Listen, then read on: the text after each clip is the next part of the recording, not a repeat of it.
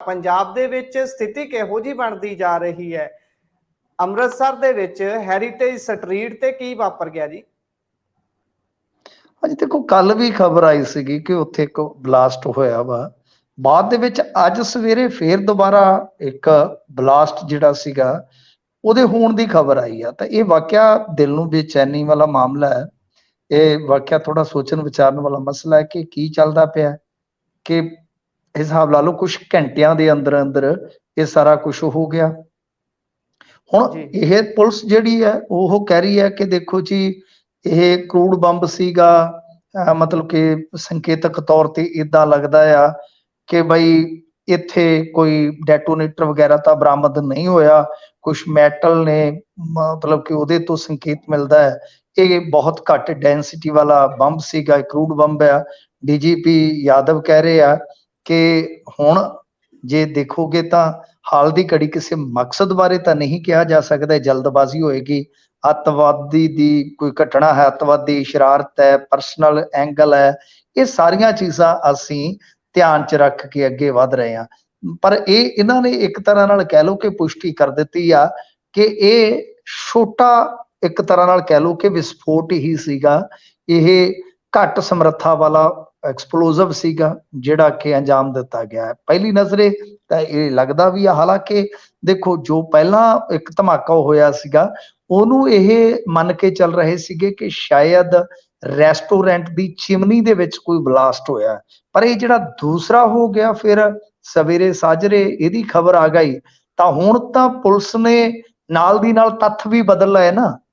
ਪਹਿਲਾ ਜਿਹੜਾ ਸੀਗਾ ਉਹਨੂੰ ਤੇ ਕਹਿ ਰਹੇ ਸੀਗੇ ਕਿ ਇਹ ਚਿਮਨੀ ਦਾ ਬਲਾਸਟ ਹੋ ਸਕਦਾ ਆ, ਪਰੰਤੂ ਜਦੋਂ ਹੁਣ ਦੂਜਾ ਹੋ ਗਿਆ ਕੁਝ ਘੰਟਿਆਂ ਦੇ ਵਕਫੇ ਤੋਂ ਬਾਅਦ, ਕੁਝ ਘੰਟਿਆਂ ਦੇ ਅੰਦਰ ਅੰਦਰ ਹੀ, ਤਾਂ ਹੁਣ ਇਹਨਾਂ ਨੇ ਆਪਣੇ ਸਾਰੇ ਹੀ ਤੱਥ ਜਿਹੜੇ ਆ ਉਹ ਬਦਲ ਲਏ ਆ। ਹੁਣ ਦੇਖੋ ਗੁਰਪ੍ਰੀਤ ਜੀ, ਇਹ ਸਮਝ ਤੋਂ ਬਾਹਰ ਆ। ਪਹਿਲੀ ਗੱਲ ਤੇ ਇਹ ਆ ਕਿ ਲਗਾਤਾਰ 2 ਧਮਾਕੇ, ਹਾਲਾਂਕਿ ਥੋੜੇ ਬਹੁਤੇ ਜ਼ਖਮੀ ਹੋਏ ਨੇ ਲੋਕ, ਮਤਲਬ ਕਿ ਕੋਈ ਗੰਭੀਰ ਨਹੀਂ ਹੈ, ਪਰੰਤੂ ਦੱਸਦੇ ਆ ਕਿ 4-5 ਬੰਦਿਆਂ ਨੂੰ ਹਲਕੀਆਂ ਜਾਂ ਥੋੜੀਆਂ ਜੀਆਂ ਵਧੇਰੇ ਸੱਟਾਂ ਲੱਗੀਆਂ ਨੇ, ਕਿਉਂਕਿ ਐਕਸਪਲੋਸਿਵ ਹੈ ਨਾ।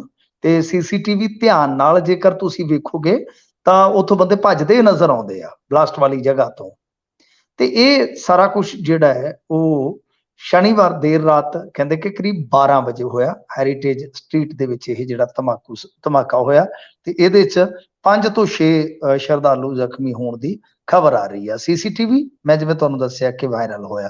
ਤਾਂ ਗੱਲ ਇਹ ਆ ਕਿ ਹੁਣ ਇਹ ਤਾਂ ਵੇਖਣ ਦੀ ਜਾਂ ਵਿਚਾਰਨ ਦੀ ਲੋੜ ਆ ਕਿ ਅਜਿਹਾ ਕਿਉਂ ਹੋ ਰਿਹਾ, ਕਿਉਂਕਿ ਕੁਝ ਘੰਟਿਆਂ ਦੇ ਅੰਤਰਾਲ ਤੇ, ਕੁਝ ਘੰਟਿਆਂ ਦੇ ਵਕਫੇ ਤੇ ਇਸ ਤਰ੍ਹਾਂ ਦੂਸਰਾ ਬਲਾਸਟ ਹੋ ਜਾਣਾ, ਉਹ ਪੁਲਿਸ ਦੇ ਸੁਰੱਖਿਆ ਪ੍ਰਬੰਧਾਂ ਤੇ ਵੀ ਇੱਕ ਬਹੁਤ ਵੱਡਾ ਸਵਾਲੀਆ ਨਿਸ਼ਾਨ ਆ, ਕਿਉਂਕਿ ਉੱਥੇ ਸਿਕਿਉਰਿਟੀ ਹੁੰਦੀ ਆ, ਪੈਰ ਪੈਰ ਤੇ ਕੈਮਰੇ ਆ।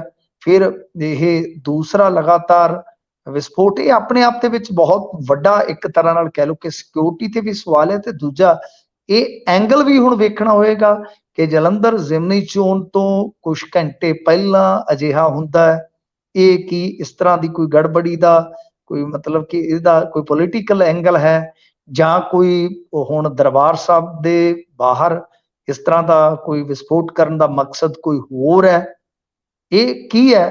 ਕਿਉਂਕਿ ਇਹ ਤੁਹਾਨੂੰ ਪਤਾ ਹੈ, ਦੇਖੋ ਜੋ ਦਰਬਾਰ ਸਾਹਿਬ ਆ ਪੂਰੇ ਸੰਸਾਰ ਦੇ ਵਿੱਚ ਇੱਕ ਪ੍ਰਸਿੱਧੀ ਹੈ ਇਸ ਰੂਹਾਨੀਅਤ ਦੇ ਕੇਂਦਰ ਦੀ, ਇਸ ਮਹਾਨ ਜਗ੍ਹਾ ਦੀ।